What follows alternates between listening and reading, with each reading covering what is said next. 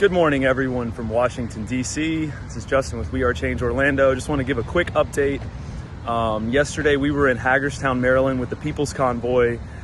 It was incredible. It was a sight to see. There were thousands of people there, countless trucks lined all throughout the Speedway parking lot.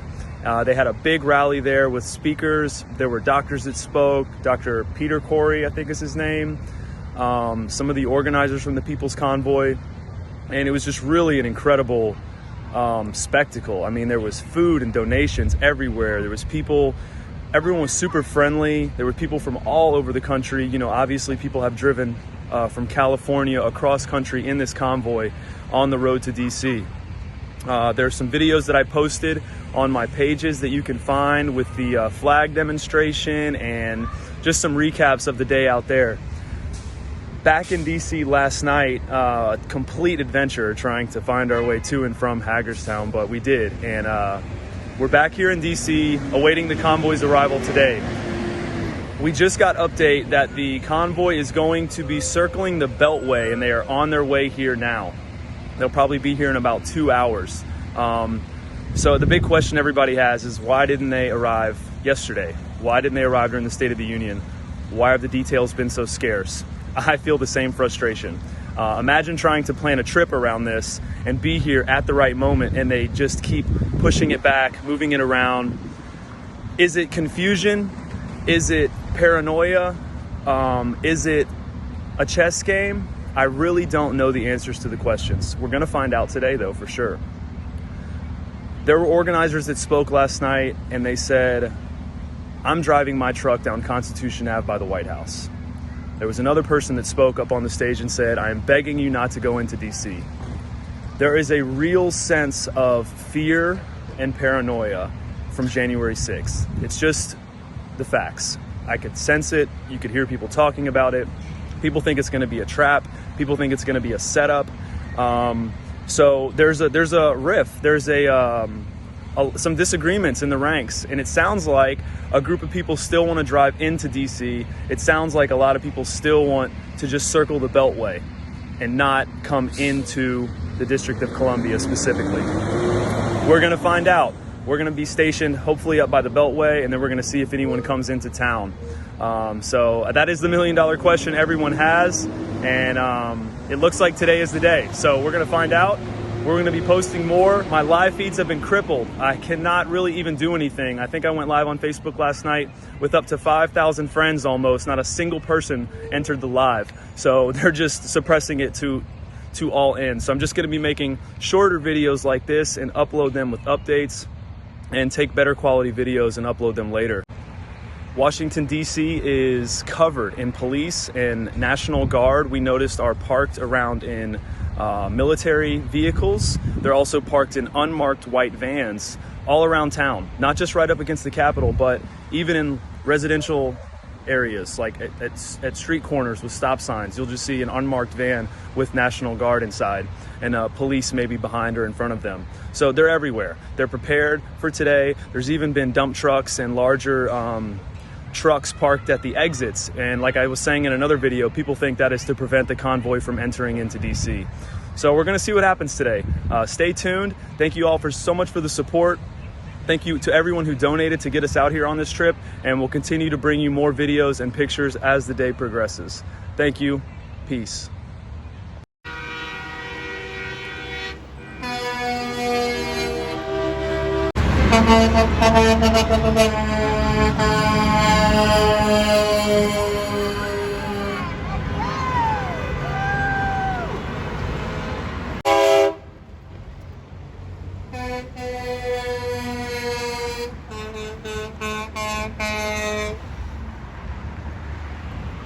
Thousands of trucks, miles and miles long. It's hard to even show you exactly how big this is with just short videos.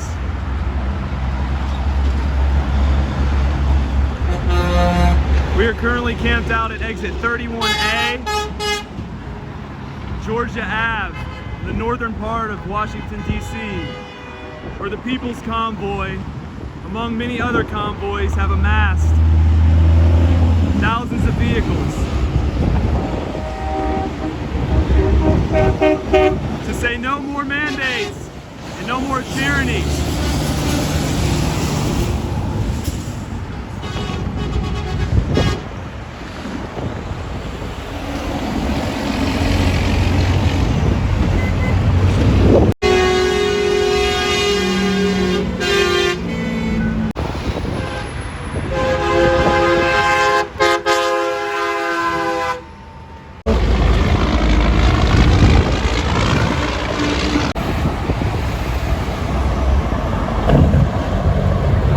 Not much of a police presence with the convoy. They seem to be by themselves. I would assume that most of them, wow.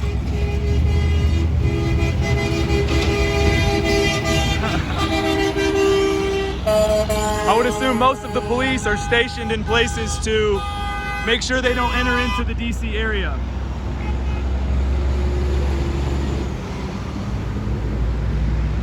But they can't close off every exit, that's for sure.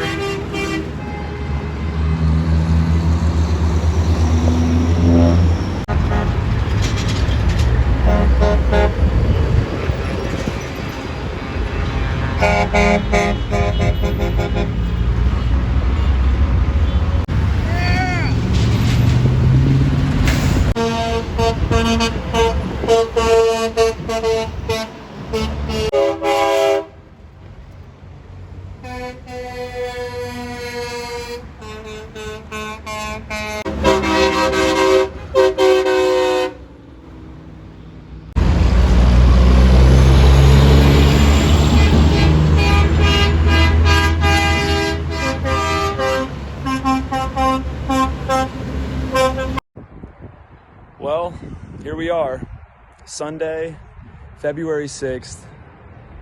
I'm at the Capitol. Unfortunately, there's no truckers at the Capitol. There's no truckers on Constitution Ave. The People's Convoy decided to take the convoy around the Beltway 2 times. They decided not to come into DC. Why? That is the million-dollar question. You're gonna have to ask the People's Convoy. If you ask me, unfortunately, I would say it has to do with fear. I think, unfortunately, from the events that have unfolded here, has made people scared to come near this building. There's National Guard parked around town, there's police everywhere, there's a presence, but it's also DC, that's somewhat normal. People thought it was gonna be a trap, but I think they let fear get the best of them, you know, and I'll admit if I'm wrong, if they have another strategy, maybe they're waiting for more of the convoy to grow and come back next week. Maybe today they just wrap the Beltway for a sort of solidarity, check the box. We came, we showed you us, and they'll be back. I don't know. But I think if you really want to get your message across, you need to take a playbook out of what the Canadian people did, and that is really to show up loud en masse on the same day and have a well-executed plan. They traveled all the way across the country. There were some great rallies. We saw some incredible things in Hagerstown, Maryland last night with all the truckers at the final stop before DC. But like my good friend said, it's sort of like running the ball 99 yards down the field and stopping right before the touchdown. So slightly anticlimactic for the coverage. From the censorship and the sort of scattered plans, it was very hard to go live and plan when things were going to be happening. So there's still some footage from last night and from around DC that I'll be sharing. But for the most part, we're here. It is Sunday, late afternoon, and the convoy decided to head back to Hagerstown. They're going to spend a few more days there. So what their plans are from here, I don't know, but we did our best. We came up here. We tried to pinpoint when they would be here, and they really just did the loops today.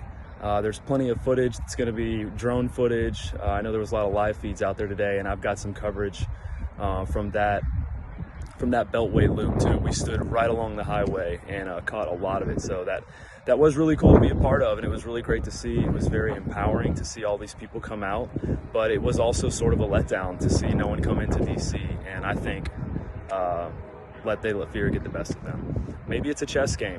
A lot of people theorize that it's like we don't tell our plans and one day they're just going to show up here with a lot of people. But you make it very hard for the media and for supporters to come out and try to cover and be a part of the event when it's done that way. So that's just my 2 cents. That's how it felt.